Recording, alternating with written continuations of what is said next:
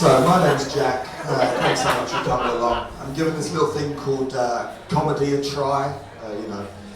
Mixed reviews so far, so we'll give it a go. What's your name? And that's the end of the audience anticipation. Mixed reviews. So comedy's been going okay so far. You know, I was actually performing at the Edinburgh Fringe recently, so that was really good, really exciting. But I learned a lot about myself through that as well. And the funny thing about doing stand-up is that it's free for me to do, and sometimes people give me money, and therapy is very expensive.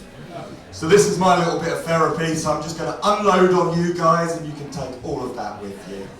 So I learned a lot about toxic masculinity at the Edinburgh Fringe because I saw one guy in a group.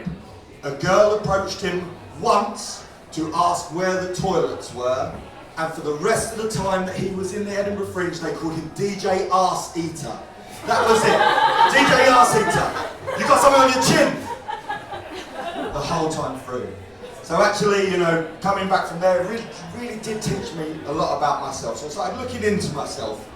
And, you know, doing the stand-up and talking didn't actually help. So I did go to real therapy, and it started making me look back on myself and back at my family. And I come from a big Irish family of triers. People who try everything. I'm trying at comedy and mixed reviews, but these guys try everything. They've been so good at it.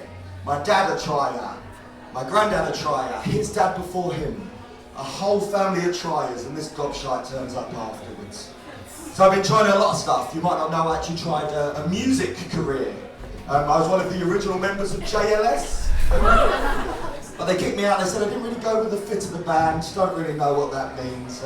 But we stayed good friends as well, and Orisha, JB, the other ones. And they would send me all their merchandise. There's a little, you know, joke for it. And they sent me the dolls, the books. Favourite thing they ever sent me? The JLS condoms. No good now, they split! Why ain't that JLS? It's a topical joke. JLS from the noughties. I'm a trier. You know, I going to therapy and learning stuff took me back to school when I was thinking about when I was acting in school and trying to be an actor and wanting to do that, and it got me thinking at this time that, I think it was Shakespeare or something, I came out under the lights and I gave this big monologue, and all the angst and everything poured out of me, and I was absolutely crying, tears crying. And the parents stood up at the back and said, "He doesn't go to this school." And another stood up and said, "And he looks like he is in his mid-30s." So that's why I can't go 200 metres to a school anymore. I'm a trier, you know. I tried to be a horse trainer. You know, it's difficult to be a horse trainer in South East London. Obviously, I couldn't be a jockey. My feet would slow the horse down as they were going through. So I tried to be a horse trainer. Difficult in South East London, so I actually rented the flat next door to me to keep the horse in. But I'm looking for something a little more stable, so that's a horse joke number one. Horse joke number two. So I actually, I was misled. I bought a pony, and this pony was really anxious. So I took the pony to the vet, and I said, "You've got to help me, my pony is so anxious. It just won't interact with other ponies, it won't do anything like that." And he says, "No, you've got to shy a horse." Horse show number 2! Bang! That's done.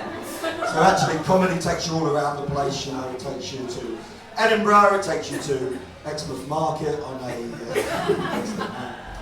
and travelling around, actually, you know, my big family of triers. My granddad got sick while I was travelling around doing comedy, and yeah, I made it just back in time. He was on his deathbed, and I just laid down next to him, and I gave him a little kiss on the head, and that was it. He passed away. You know, he asked in his will for one thing. He worked all his life at the same job, trying his hardest. And he wanted his ashes scattered there. He worked at the Goodyear factory. He was a trier, and now he's a tire. Thank you very much!